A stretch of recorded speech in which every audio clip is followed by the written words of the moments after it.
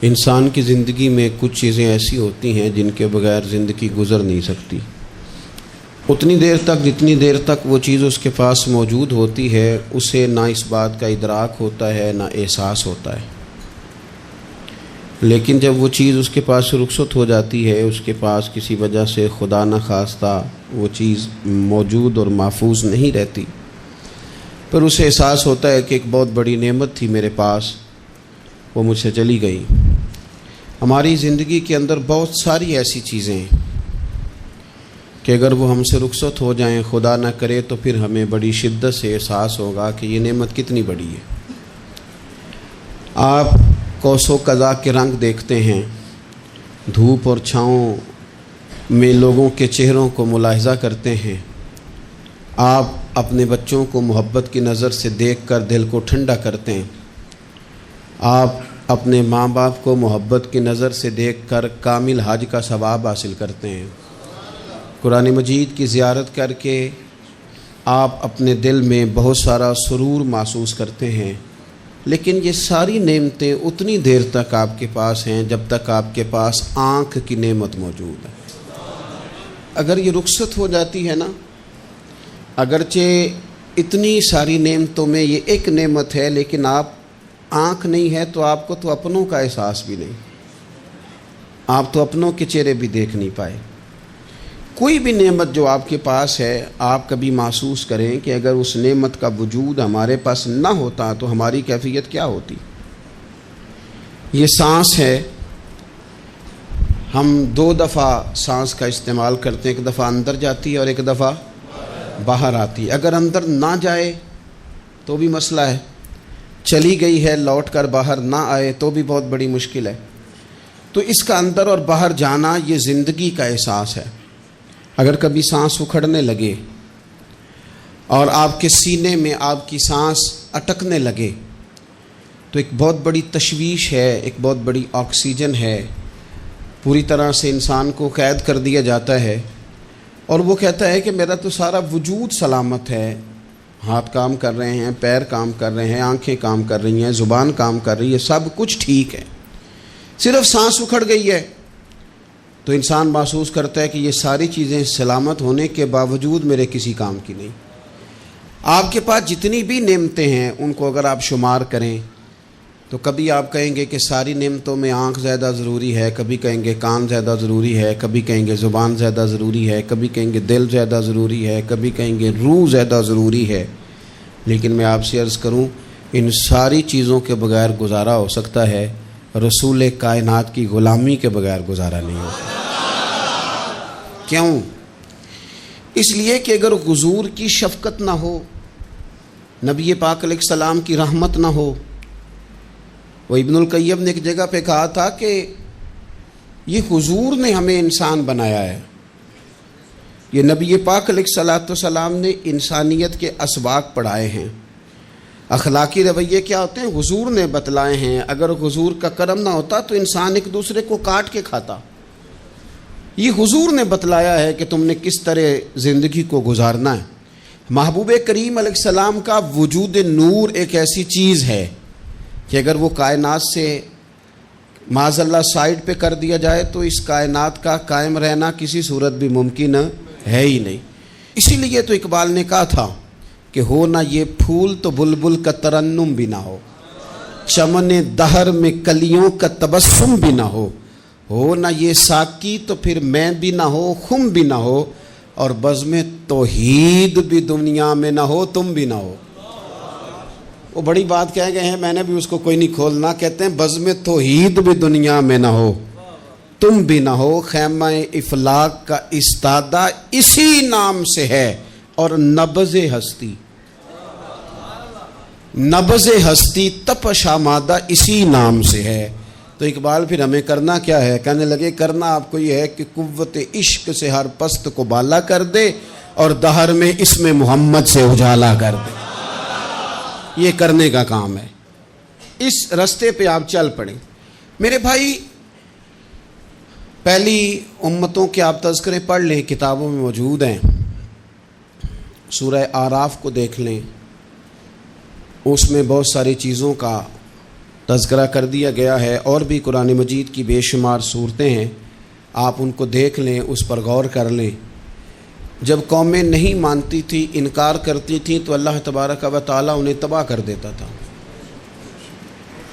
بات نہیں مانی، ختم ہو گئی۔ ایک مقصد ہے نا جس کے لیے کسی چیز کو بنایا گیا، تو مقصد تخلیق انسانیت کیا ہے کہ وما خلقت الجن والانس الا لیعبدون، جنوں اور انسانوں کو اللہ نے اپنی عبادت کے لیے پیدا کیا، اور ان کو جب عبادت کی دعوت دی گئی، جب انہیں پیغام دیا گیا اللہ تعالیٰ کی توحید کا، انہوں نے نہیں مانا، تو جس مقصد کے لیے بنایا تھا جب اس طرف ہی نہیں آئے۔ یہ پنکھا لگایا جاتا نا ہوا کے لیے، تو اگر پنکھا ہوا نہ دے تو اس کا کوئی چھت پہ کام ہے؟ اس کو اتار کے تو آپ سکریب والے کے پاس بھیج دیں گے، بھئی ختم ہو گئی بات۔ تو مقصد جو تھا نا اللہ کی عبادت تھی، تو جب قومیں اللہ کی عبادت کی طرف نہیں آئیں تو اللہ نے انہیں تباہ کر دیا اور صفحہ ہستی سے مٹا دیا۔ اللہ تعالیٰ کے پیارے محبوب علیہ السلام نے کفار مکہ کو، قریش کو، عالم عرب کو، عالم انسانیت کو دعوت دی، وداعیا الی اللہ باذنہ وسراجا منیرا۔ اس منصب پر فائز ہو کر حضور نے دعوت دی۔ جب انہوں نے دعوت کا انکار کیا، حضور نے انہیں عذاب سے ڈرایا، اللہ کے عذاب سے، چونکہ حضور نذیر ہیں۔ انہوں نے یہ کہا کہ اگر آپ کہتے ہیں نا کہ ہم پر عذاب آئے گا تو پھر آپ وہ عذاب لے آئیں، ہم پہ آئے۔ جب کوئی آدمی منہ سے تباہی مانگے، جب کوئی شخص اپنے منہ سے یہ کہے کہ کر لیں جو ہوتا ہے معاذ اللہ، تو اگر تو سامنے والا کمزور ہو تو شاید وہ کچھ نہ کر سکے، لیکن یاد رکھنا کئی دفعہ کمزور ہوتا ہے تو کچھ نہیں کرتا، تو کئی دفعہ مہربان بڑا ہوتا ہے، رحمان اور رحیم کئی دفعہ کرم نوازی کرتا ہے۔ جب انہوں نے کہا نا کہ لائیں وہ عذاب ہے محبوب جس کا آپ وعدہ کرتے ہیں، تو اللہ نے کیا فرمایا؟ فرمایا وما کان اللہ لیعذبہم وانت فیہم۔ محبوب رب کی یہ شان ہی نہیں کہ انہیں عذاب دے، کیوں؟ اس لیے کہ آپ ان کے درمیان موجود ہیں۔ اے محبوب علیہ السلام، اللہ کی یہ شان نہیں کہ انہیں عذاب دے اس حال میں کہ آپ ان کے درمیان موجود ہیں۔ آپ میری بات کو سمجھیں گے، غور کریں گے کہ کافروں کے درمیان اگر حضور موجود ہوں تو عذاب نہیں آتا، تو قیامت میں جب حضور مومنوں کے بیچ موجود ہوں گے، مجھے کہہ لینے دو نا کہ اساں جے ہاں گناہیاں دا جدوں اعمال نامہ پھرول ہوئے، پھر ذرے ذرے نے سامنے آ جانا ہے، جو جو منہ تھی بولیا بول ہوئے، اساں بھی کول حضور دے بیٹھ رہنا ہے، لکھ عمل ترکڑی تول ہوئے، او دے کولوں بھی رب نے حساب لینا ہے جیڑا بیٹھا ہی محمد دے کول ہو صلی اللہ تعالی علیہ وسلم، او دے کولوں بھی رب نے حساب لینا ہے جیڑا بیٹھا ہی محمد دے کول ہوئے، جس کو کہتے ہیں قیامت حشر، جس کا نام ہے، جس کو کہتے ہیں قیامت حشر، جس کا نام ہے۔ تیرے دیوانوں کے لیے وہ دن تو جشن عام ہے، زیارت ہوگی نا حضور کی، تیرے دیوانوں کے لیے وہ دن تو جشن۔ اور ایک شاعر نے اور بات کھول دی، کہنے لگا ہر نظر کانپ اٹھے گی محشر کے دن، خوف سے ہر کلیجہ دہل جائے گا۔ اچھا جی پھر کیا ہوگا؟ ہر نظر کانپ اٹھے گی محشر کے دن، آنکھیں پھڑ پھڑائیں گی، کانپیں گی اور کلیجے پھٹیں گے۔ منظر ہی ایسا ہوگا، انسان اپنے پسینے میں ڈبکیاں کھا رہا ہے، حساب کا وقت آ گیا ہے اور سورج سوا نیزے پہ ہے، زمین دہک رہی ہے، تو کہنے لگے ہر نظر کانپ اٹھے گی محشر کے دن، خوف سے ہر کلیجہ دہل جائے گا، پھر اوڑھ کر کالی کملی وہ آ جائیں گے، پھر اوڑھ کر کالی کملی وہ آ جائیں گے، پھر اوڑھ کر کالی کملی وہ آ جائیں گے، ہر نظر کانپ اٹھے گی محشر کے دن، خوف سے ہر کلیجہ دہل جائے گا، پھر اوڑھ کر کالی کملی وہ آ جائیں گے، سارے محشر کا نقشہ بدل جائے گا۔ میرے عزیز، حضور کے بغیر گزارا، نبی کریم کے بغیر کوئی چارہ، ہمارا کوئی سہارا ہی نہیں حضور کے بغیر، ہم کدھر جائیں سوائے محبوب کے۔ اس لیے نا صحابہ اس بات پر مطلع ہو گئے تھے، وہ نا بڑی بڑی دھیمی دھیمی باتیں پوچھتے رہتے تھے، اطلاع مل گئی تھی نا کہ اصل کرنا کیا ہے، تو جو رازدار لوگ ہوتے ہیں نا وہ پھر دھیمے دھیمے راز کی باتیں کرتے ہیں، حضرت انس بن مالک حضور کے خادم تھے. اماں نے دے دیا تھا حضور کی بارگاہ میں. کہتے ہیں میں 10 سال مدینے میں حضور کی نوکری کرتا رہا, تو قریب سے دیکھا تھا نا سارا کچھ. بہت ساری احادیث ان سے مروی ہیں, بڑی چیزوں کو دیکھا تھا. تو اب سیانے ہو گئے, باتیں سمجھ گئے, قریب رہنے والے لوگ. تو قربان پچھانن والے ہیں, تو گل جان گئے گل کھول دے نہیں. تو قریب پہنچ گئے تھے نا, تو سمجھ آ گئی تھی بات کی. تو ترمذی میں موجود ہے, ایک دن حضور سے پوچھتے ہیں یا رسول اللہ قیامت والے دن آپ کو کہاں تلاش کروں. یعنی حضور علیہ السلام سے پوچھتے ہیں حضور میں نا قیامت والے دن, بھئی بات تو یہ نا کہ اعمال ٹھیک کیا جائے, معاملات پر توجہ دی جائے, عبادات کا خیال کیا جائے, جو ہمارے ذمے ڈیوٹیاں ہیں وہ پوری کی جائیں. تو وہ کہتے ہیں حضور وہ قیامت والے دن کہاں تلاش کروں. تو حضور نے بھی نہیں فرمایا کہ تو اعمال ٹھیک کر, مجھے ڈھونڈنے کی کیا ضرورت ہے, کہاں ڈھونڈوں. تو حضور فرمانے لگے مسکرا کے فرمانے لگے, چونکہ قربان پچھانن والے ہیں تو اے گل جان گئے گل کھول دے نہیں. حضور علیہ السلام سے کہا یا رسول اللہ میں نہ قیامت والے دن کہاں تلاش کروں. تو حضور فرمانے لگے حوض کوثر پہ. یا رسول اللہ وہاں کیا ہوگا. تو فرمایا امت پیاسی آئے گی تو میں جام بھر بھر کے پلاؤں گا, میں جام بھر بھر کے پلاؤں گا. ایسا کہ تیری خیر تیرے میں کدے کی خیر, ایسی پلا کہ جس کا نشہ عمر بھر رہے. اور ایک نے کہا تھا کہ طیبہ سے منگائی جاتی ہے, سینوں میں رچائی جاتی ہے, توحید کی میں پیالوں سے نہیں نظروں سے پلائی جاتی.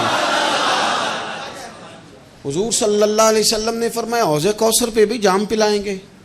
سیانے بڑے تھے حضرت انس, اور بھلا ہمارا کر رہے تھے. یہ حضور سے پوچھ کے نا تو ہمیں ایڈریس بتا رہے ہیں, کیونکہ حدیث روایت کر دی نا تو ہمیں ایڈریس سمجھا دیے, پتے بتا دیے کہاں پہنچنا ہے, ساری جگہ سمجھا دی. چلیں جدید دور آ گیا ہے, انہوں نے لوکیشن بتا دی کہاں کر کے نا کس جگہ جا کے سٹاپ کرنا ہے کام. یا رسول اللہ وہاں ملاقات نہ ہوئی تو حضور نے فرمایا پھر پل صراط پہ آنا. یا رسول اللہ وہاں کیا ہوگا. فرمایا امت گزر رہی ہوگی اور میں دعائیں مانگ رہا ہوں گا, رب سلم امتی رب سلم امتی, یا اللہ میری امت کو سلامتی سے گزار دے. تو وہاں آ جانا, میں دعائیں وہاں مل جاؤں گا. قربان جائیں.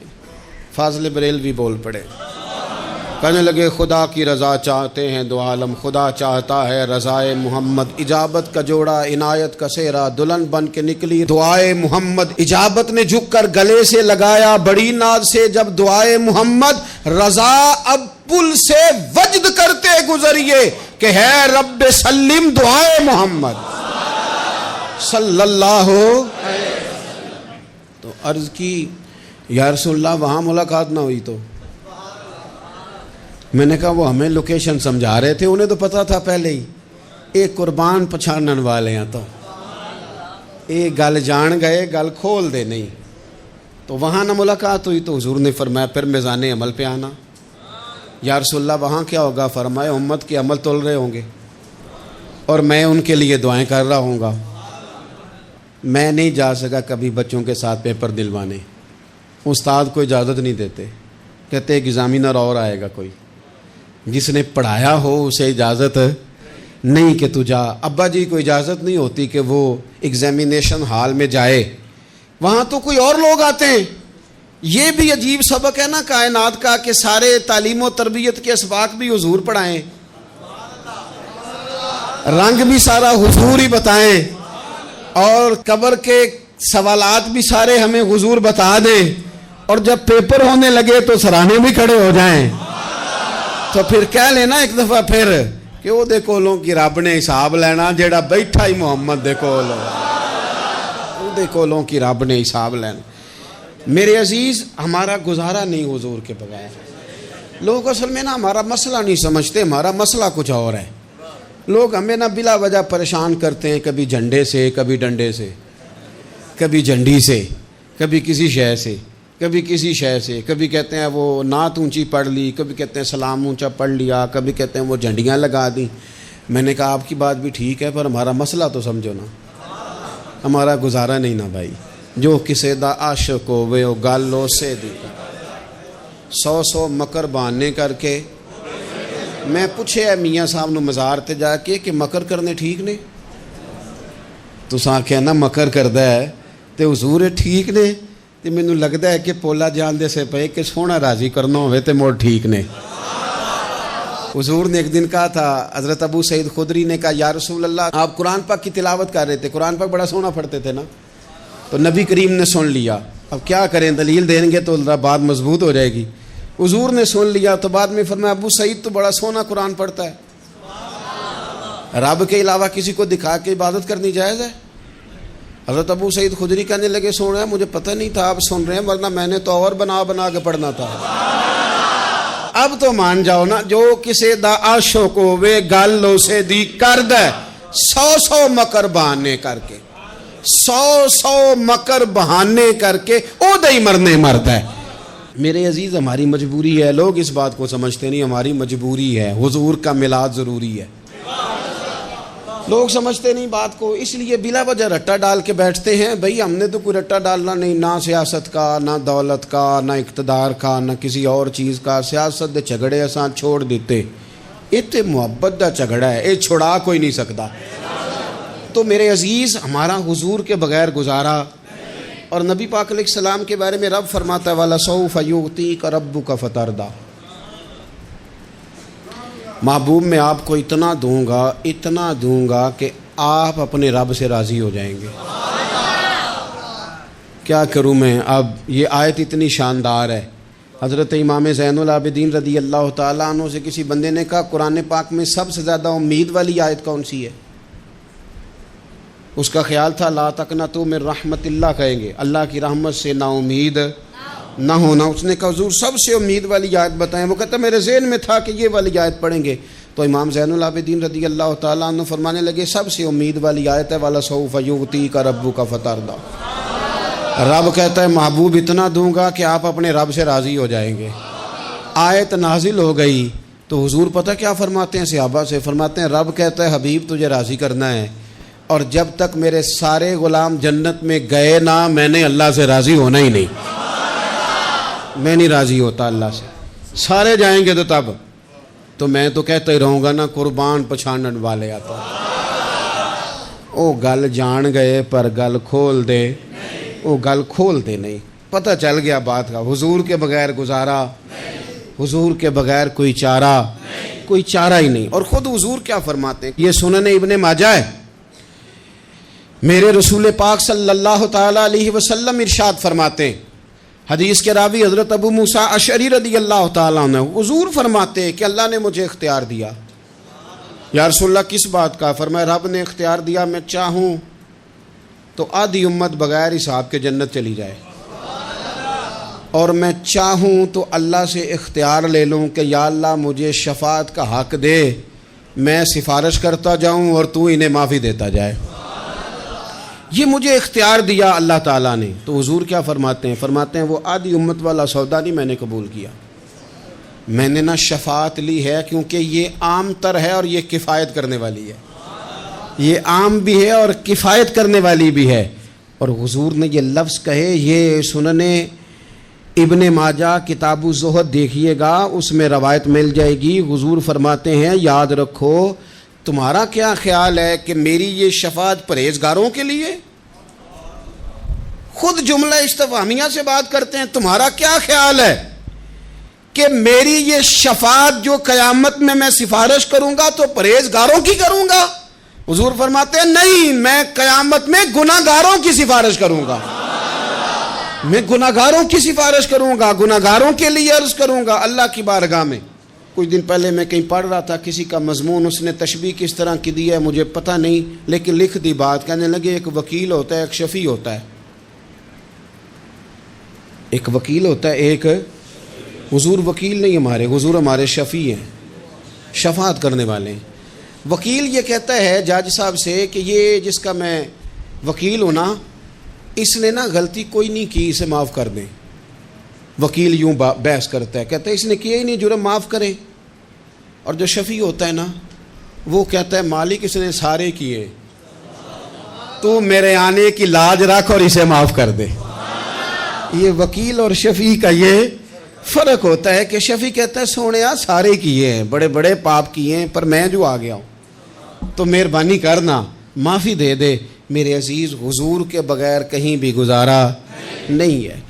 ہم نے نا جب یہ بات سمجھ لی، اور پتہ ہے نبی کریم صلی اللہ علیہ وسلم نے آگے بڑھ کے خود بھی کئی مقامات پر اس بات کو کھول کر مختلف انداز میں بیان کیا۔ حضرت عبداللہ ابن عباس رضی اللہ تعالیٰ عنہ کی روایت آپ دیکھ لیں، یہ آپ کو مستدرک میں ملے گی۔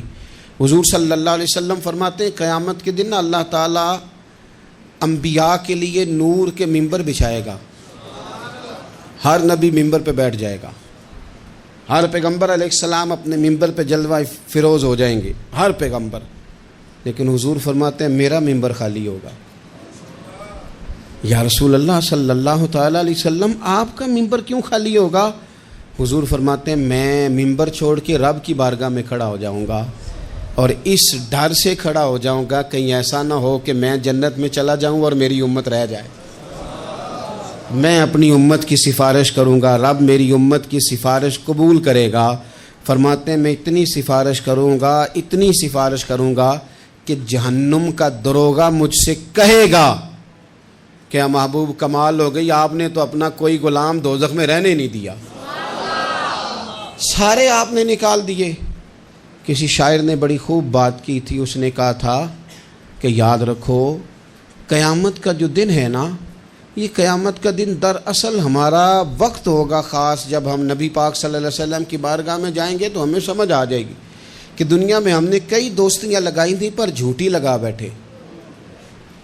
ایک دوستی سچی ہے جو مدینے والے کی ہے، وہ کہتے ہیں محمد بوٹیا جھوٹا ہی جاگ سارا، اے سچیاں مدینے والے دیاں یاریاں، سچیاں مدینے والے دیاں۔